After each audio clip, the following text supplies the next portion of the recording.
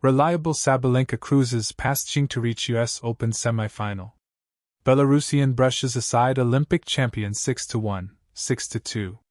Sabalenka into fourth straight semi at Flushing Meadows. When Aryna Sabalenka first emerged on the professional tennis circuit, it would have been a profound understatement to describe her as inconsistent. She was raw and incredibly volatile, blessed with so much power that she could only occasionally control. At times, Sabalenka seemed as likely to hit the back fence as she was to successfully out-hit an opponent. The Belarusian's evolution in recent years has been remarkable, and she has gradually become one of the most reliable performers at the biggest tournaments in the world. She continued to show her consistency late on Wednesday in New York by making a mockery of one of the most highly anticipated matches of the tournament so far, bulldozing the Olympic gold medalist Zheng Qinwen 6-1, 6-2 to return to the semifinals of the US Open. Since the 2022 US Open, Sabalenka has reached the semifinals or better in 7 of the last 8 Grand Slam tournaments she has competed in, with the anomaly being a quarter-final at the French Open. A finalist in New York last year, where she lost to Coco Gauff, Sabalenka has now also reached the semifinals or better at the US Open in each of the last 4 years, the first player to do so since Serena Williams between 2011 and 2016. "Honestly, before I didn't even know how to manage that pressure," said Sabalenka on her mini semifinals. "On those days off I would think too much about tennis and I would just waste my energy on that. Nowadays, I'm just trying to take things easier. It's just tennis, you know.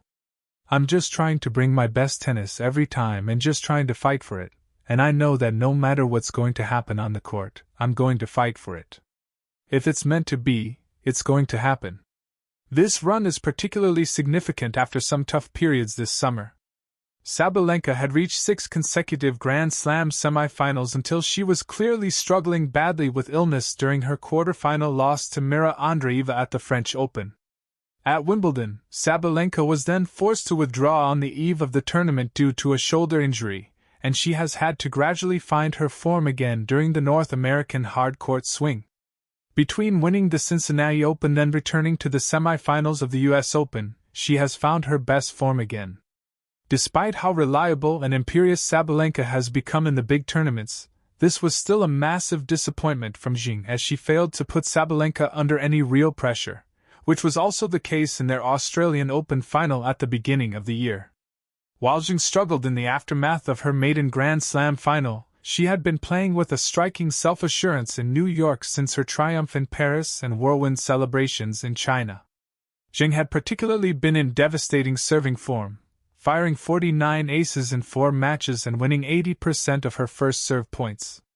But her service motion is also unconventional and hitchy, meaning her serve is devastating when it lands in, but her first serve percentage is often low.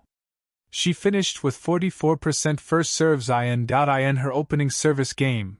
Zheng missed 5 of her first 6 first serves, allowing Sabalenka to eviscerate her second serve and immediately break her. That game set the tone for the rest of the match as Sabalenka struck the ball sweetly off both wings. She rushed Zheng's big swings with her immense weight of shot and depth, served extremely well and remained laser-focused until the end. Not even the announcement that Roger Federer was in the crowd, and the subsequent standing ovation he received, could shake Sabalenka's focus. "I was like, okay, I have to play my best tennis so he enjoy it," said Sabalenka. "I have to show my skills, slice skills, come to the net, and all that stuff." That was a nice moment. Nice to see him around. Although this was a disappointing performance from Zheng, there are some mitigating circumstances for the 21-year-old. She has reason to be frustrated with the tournament organization after her epic, high-quality tussle with Donna Vekic, a rematch of the Olympic final, ended at 2:15 a.m. on Monday morning as the latest women's match in the history of the US Open. Zheng said the late night had significantly affected her preparations as she only got to sleep just before 5 a.m. on Tuesday. "Of course affects me a lot," she said. "Especially I couldn't sleep after I finished the match 2:30 in the morning. This affected me as I'm not able to practice yesterday, because yesterday I was feeling terrible. I couldn't wake up. I even wanted to play tennis, but I don't feel I could do it," Sabalenka will next face Emma Navarro, the 13th seed, after the American reached her first Grand Slam semifinal with a 6-2, 7-5 win over Paula Badosa of Spain. As against Goff, Navarro, the 13th seed, produced another extremely solid and polished performance under pressure, maintaining excellent depth and shot tolerance off both ground strokes in the decisive moments.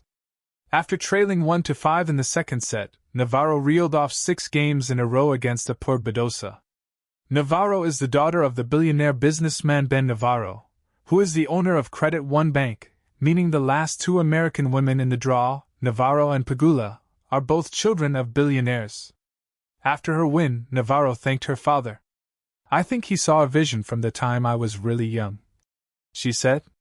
"He knew maybe I was a bit ADHD or something to be sitting in a classroom or a 9-to-5 job. He saw something in me from a young age. So thanks, Dad, for sending me on this journey."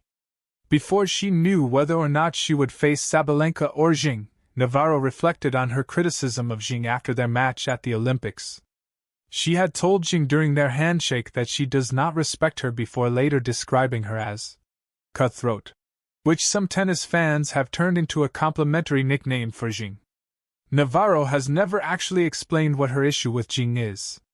"I don't want to go super into the weeds with it, but I think during that match and on the practice court and the last few times I've played her, because we have been playing each other since we were juniors, I felt just a little bit disrespected by her," she said. "I don't want to go too into detail with it, but I think she didn't necessarily treat me or the sport with respect. That's why I said what I said after."